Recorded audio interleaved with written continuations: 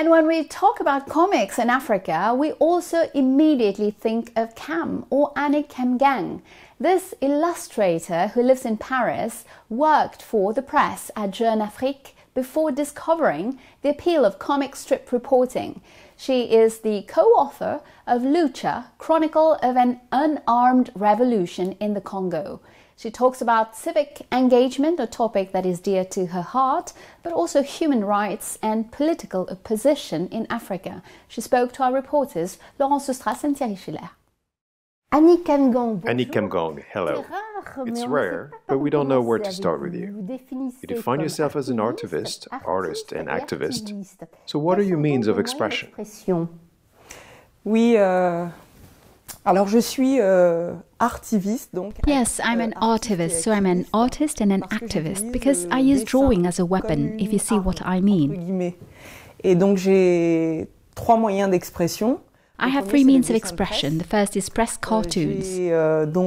J'exprime mes opinions. I express my opinions and my political ideas through the impertinent medium of press cartoons, which includes caricature or irony to comment on current events and criticize those who govern us, for example. Critiquer ceux qui nous gouvernent, par exemple. Mon deuxième moyen d'expression, ma deuxième arme. My second means of expression, my second weapon for expressing my ideas, is comics. There's a continuity with press cartoons. Le dessin de presse, c'est. Press cartoons are between art, journalism and comics, especially comics reporting. Or between comics and journalism, I tell a story. Entre la bande dessinée et le journalisme. The story of Lucha, a group of young Congolese civil society activists who fight for human rights in Goma, in Congo. Qui se battent pour les droits humains à Goma, au Congo. Et donc je raconte leur histoire et leurs engagements. I tell their story, commitment and peaceful struggle in a challenging environment, the east of the Democratic Republic of Congo. This is my second way of expressing myself, and the third way is through illustration. Illustration is a drawing, an idea, and often an illustration is done for NGOs that fight for human rights in Africa. It's often about Africa and the human rights and political issues in Africa and the African diaspora. When you talk about your life journey, you mention a childhood spent in some specific conditions, and you also mention your father's convictions. Is this what determined your vocation? Oui, tout à fait. Mon intérêt pour la politique. Yes, that's right. My interest in politics and desire to express my political ideas through drawing comes from a childhood spent in the 80s in Central Africa. I was born in Yaoundé and spent my childhood in the 80s in Bangui. As a child, I knew that we were in a country where we couldn't say whatever we wanted, and especially about the president. On ne pouvait pas dire tout ce qu'on voulait, sur tout ce qu'on voulait, et notamment sur le président. Et j'avais un père qui s'intéressait toujours à la politique. I had a father who was always interested in politics, and I remember when I was a child when there was Thomas Sankara in Burkina Faso. I also remember when Nelson Mandela came out of prison. I remember that. We watched that on TV. So I had a father who was very interested in that. A decisive year in my life, the years 90 and 91, it was a year that marked me because my life changed. These 2 years corresponded to movements of people in the French-speaking Central Africa and West Africa who demanded more freedom of expression and a multi-party system because there was only one political party at the time. There were movements, riots, and in particular, there were the dead cities, but also in Bangui, where I was. It was at a time that my father became politicized. He was a Cameroonian civil servant in an international organization in Bangui. He became political. He published an article in which he said that it was normal for African people to ask for a multi-party system, and his superiors came down on him, asking him to explain himself. He was a civil servant. In fact, he was bound by the duty of reserve. Lui demande des explications. Et lui, en fait, il était fonctionnaire et en fait, il était tenu à ce qu'on appelle le devoir de réserve. Il disait qu'il n'avait pas trop le droit de s'exprimer. He said he did not have the right to express himself, but he stood by what he said. Et là, il bascule, il rentre au Cameroun et il devient opposant. Then he changed. He returned to Cameroon and became a political opponent. So that marked me, and I think that explains my interest in political subjects. Sujets politiques. les sujets relatifs subjects related to freedom of expression and human rights. So that was decisive. Yeah, very decisive. Ça a été décisif. What about drawing? You have always drawn. Do you remember your first drawings? And what did the training in Paris bring to you? Alors, enfant, dans les années 80, je dessinais... So as a child in the 80s, I used to draw. I remember in kindergarten, I won a drawing competition. We had to enter a contest where we had to draw flight attendants from the Air Afrique company. I won. I was very happy. That's one of the first drawings I remember because I had won a competition. I continued, and on the other hand, I drew a lot of images that I saw in newspapers and catalogues and fashion magazines. Voilà les catalogues de mode, voilà. Donc, mais rien à voir avec la politique. So nothing to do with politics, and later on, political drawing came about through this story from the 90s. Des années 90 qui m'a marqué, et j'ai suivi effectivement. Which marked me, and I did indeed follow training courses. When I started political drawing professionally, I was already living in Paris and took evening classes for adults. Et ce que m'ont apporté ces formations, c'est à la fois déjà. These courses brought me contacts and a small network in the illustration field. De l'illustration. Ça m'a aussi dit, bon, je suis pas totalement... It also told me, well, I'm not an imposter in this field because I also have the training. Donc ça m'a aidé à prendre confiance en moi et ça m'a apporté des connaissances. So it helped me gain confidence in myself, gave me technical knowledge to draw with softwares, etc. It also gave me a general artistic culture.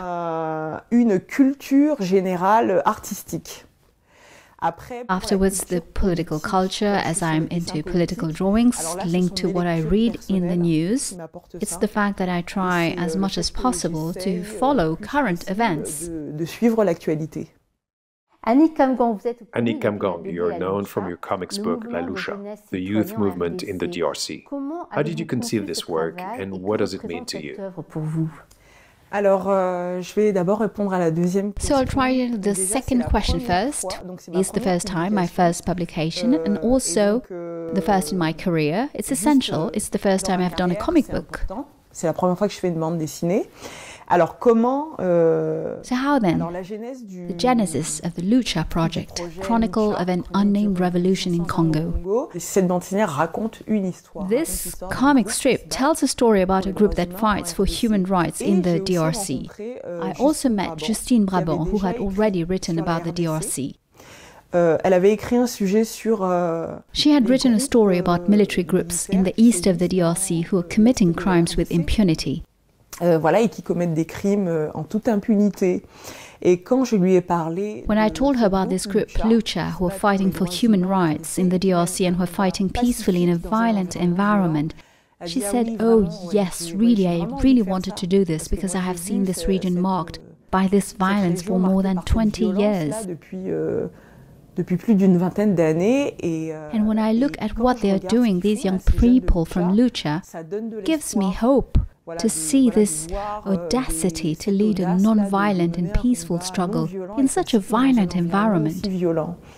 Mais on n'a pas trouvé un We couldn't find a newspaper or an African news media that wanted to talk about Lucha in comics daily every week because it was a very difficult election year in 2016. Parce que c'était vraiment une année 2016 électorale très difficile. Et au final, donc on a sorti ce livre-là. In the end, we released this book in 2018, 2 years after the election year. L'année électorale. Bon, mais ce qui est bien, c'est que le journal... But the good thing is that the newspaper Jeune Afrique at the time published the entire comic book on its online media. So that's how the project came about. C'est comme ça donc que le projet s'est fait. You said that press illustration was a sprint and comics a marathon. Oui. Which exercise do you tend to do more naturally today? Vers le marathon. Le travail de longue Towards the marathon, the long-term work specific to comics is to go into a subject in depth, gather as much written and visual documentation as possible, archives, and sit down and write. Mais aussi visuel, et aussi des archives. et de se poser. That's what I'm leaning towards more today. Vers quoi je tends davantage aujourd'hui. Do your projects include a comic book project? Oui. A comic book project about Cameroon, the country of your father, where you were also born? Can you tell us a little bit more about it? Oui, bien sûr. Alors ça, c'est un projet de longue haleine. Yes, of course. So that's a long-term project. It's really a marathon that started in 2020 and it's not yet completely finished because I'm looking for a publisher. Un éditeur. C'est un projet qui vient de ma volonté. It's a project that comes from my desire to understand the reasons why in the 90s, when movements were demanding more freedom in Central Africa, il y avait des mouvements qui demandaient davantage de liberté en Afrique centrale.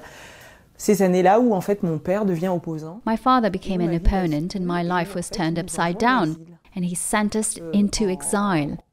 I'm of Guadeloupean origin, so we were sent into exile, my mother, myself and my brothers and sisters in Guadeloupe at that time.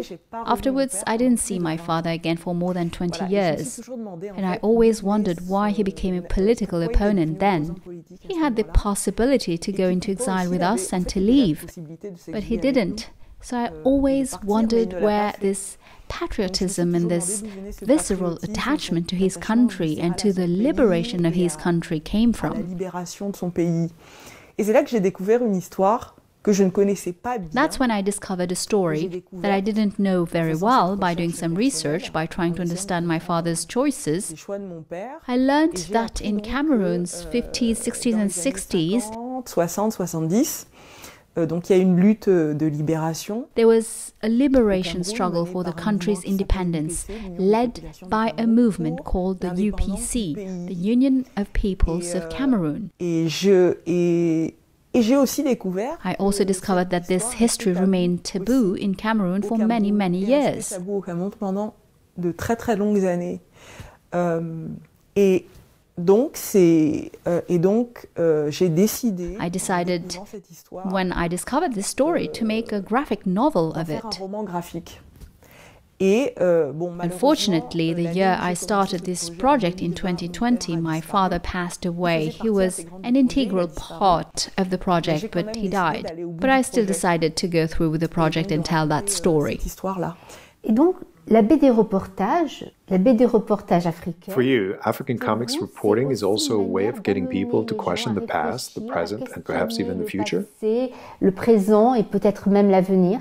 Oui, tout à fait. Ce qui est assez bien avec la bande dessinée. Yes, that's right. What's great about comics reporting is that we think of a childish universe when we think of comics. Un univers enfantin, etc. Mais vous avez dans les années 90... But in the 90s, and this is what marked me for comics, you have the emergence of what is called a graphic novel, with, for example, a French publishing house like the Association, and a comic book which really marked me, called Persepolis, whose author is Marjane Satrapi.